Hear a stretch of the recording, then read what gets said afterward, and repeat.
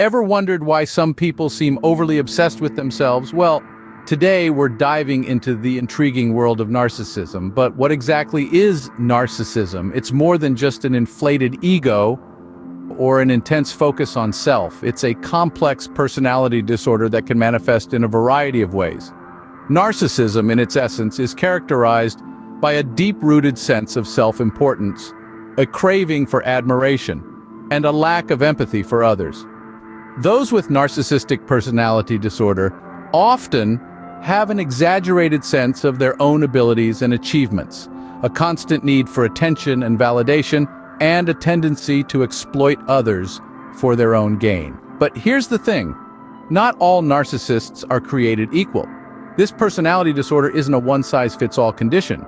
Narcissism isn't a black and white issue, it's a spectrum, and individuals can fall anywhere along this spectrum, exhibiting different behaviors, attitudes, and characteristics. As we delve deeper, you'll learn that there are various types of narcissists, each with their own distinct traits and patterns of behavior. Some are grandiose and ostentatious, while others are vulnerable and hypersensitive. Some narcissists thrive in communal settings, using their charm to manipulate others, while others are malignant and destructive, causing harm without remorse. But why should we care about these different types of narcissists?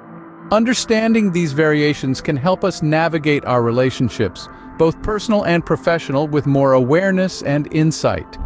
It can also shed light on the internal struggles that narcissists themselves face, promoting empathy and understanding instead of judgment and stigma. So buckle up, because we're about to embark on a journey into the mind of the narcissist.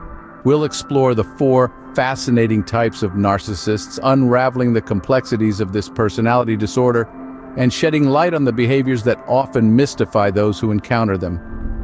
Remember, knowledge is power, and understanding narcissism can give us the tools to navigate complex relationships and recognize harmful patterns. So stay tuned to discover the 4 fascinating types of narcissists. First up, we have the grandiose narcissist. Larger than life, aren't they? But what exactly does it mean to be a grandiose narcissist? Let's dive in. Key to the grandiose narcissist is an inflated sense of self. They view themselves as superior beings, the crème de la crème of humanity, if you will. They're the sun around which they believe the world revolves. They're not just confident, they're overconfident, not just proud. They're excessively proud. They're not just leaders, they're autocrats. Their self-perception is so bloated, it's almost as if they're walking around wearing a pair of rose-tinted glasses with "I'm the best" inscribed on the lenses. The grandiose narcissist also has a domineering streak. They dominate conversations, situations, and yes, unfortunately, people. They're the ones who always have to steer the ship, always have to be in control. They're the puppet masters, pulling the strings and manipulating situations to suit their needs and desires. But here's the kicker. Despite their self-proclaimed superiority, they lack one crucial trait that truly defines humanity: empathy. They're so wrapped up in their own world, so focused on their needs and wants, that they often fail to recognize or care about the feelings of others. It's like they're walking around with blinders, oblivious to the emotional landscape around them. Now, how do these traits manifest in social situations, you might ask? Well, the grandiose narcissist is usually the life of the party. They're the ones telling the loudest jokes, sharing the most extravagant stories, and generally commanding the room. They crave attention and admiration, and they'll do whatever it takes to get it. They're often charming and charismatic, at least on the surface, but beneath that veneer, there's a constant need for validation and recognition. So that was the grandiose narcissist. Pretty intense, right? But remember, understanding is the first step to dealing with such personalities. So keep that in mind as we delve deeper into the world of narcissism. Stay tuned for more. Now, let's dive into the world of the vulnerable narcissist. They're quite the paradox, aren't they?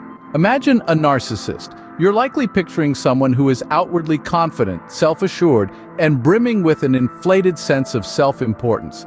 But what if I told you that there's a type of narcissist that doesn't quite fit this mold? Welcome to the realm of the vulnerable narcissist. Unlike their grandiose counterparts, vulnerable narcissists aren't always the loudest in the room. They may not be the ones commanding attention or making grandiose claims about their own superiority. In fact, they might appear quite the opposite. Vulnerable narcissists are characterized by a deep-seated sense of insecurity and inadequacy. They may be hypersensitive to criticism, real or imagined, and respond with defensiveness or even hostility. They have a desperate need for validation, constantly seeking approval and affirmation from those around them.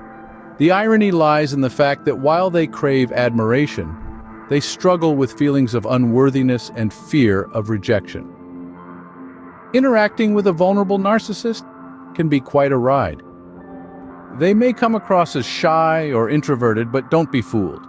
They're just as self-focused as any other narcissist, although their narcissism tends to manifest more as self-pity or victimhood. They might use guilt trips or play the martyr to elicit sympathy and attention.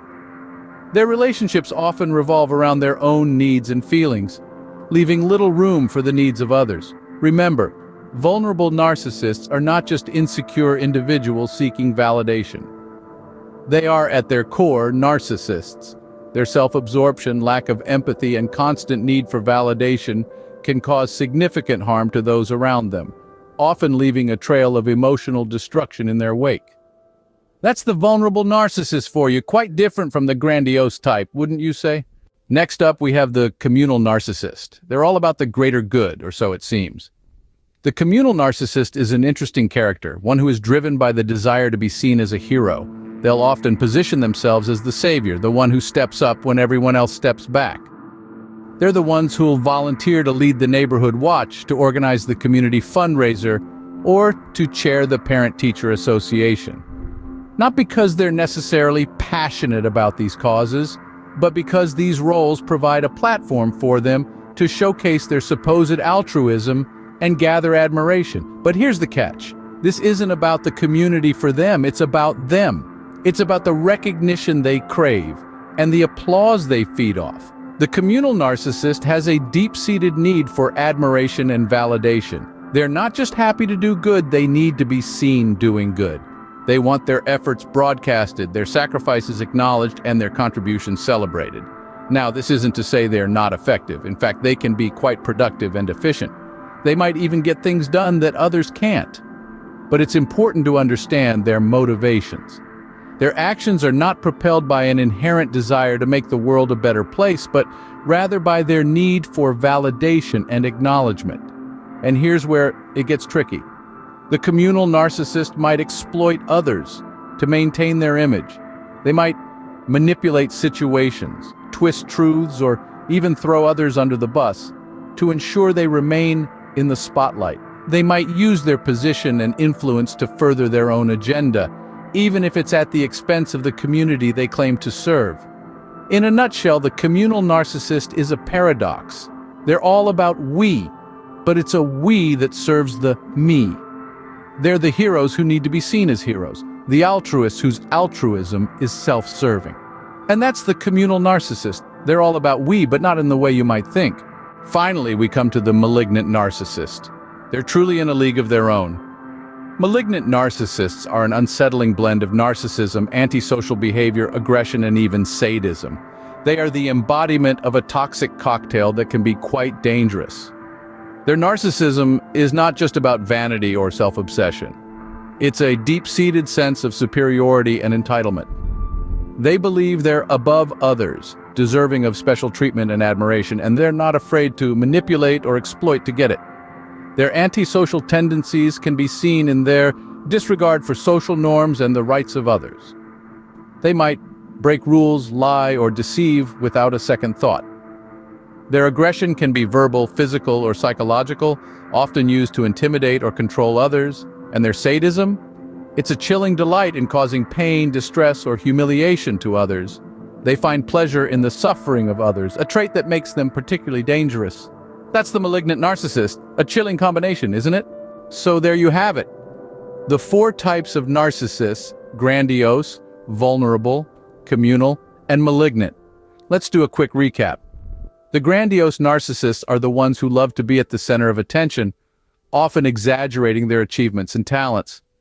The vulnerable narcissists, on the other hand, are more sensitive and insecure, often playing the victim to get sympathy and attention. The communal narcissists find their value in being seen as the benefactor, the helper, the one who makes a difference. And lastly, the malignant narcissist, the most destructive of all. They manipulate and exploit others without remorse or empathy.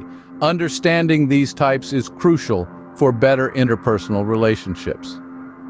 Recognizing the traits can empower you to set boundaries and protect yourself from their toxic influence. It's not about labeling people, but about understanding human behavior. Remember, understanding is the first step to dealing with narcissists. Don't forget to subscribe to our channel for more enlightening discussions. Until next time, stay curious.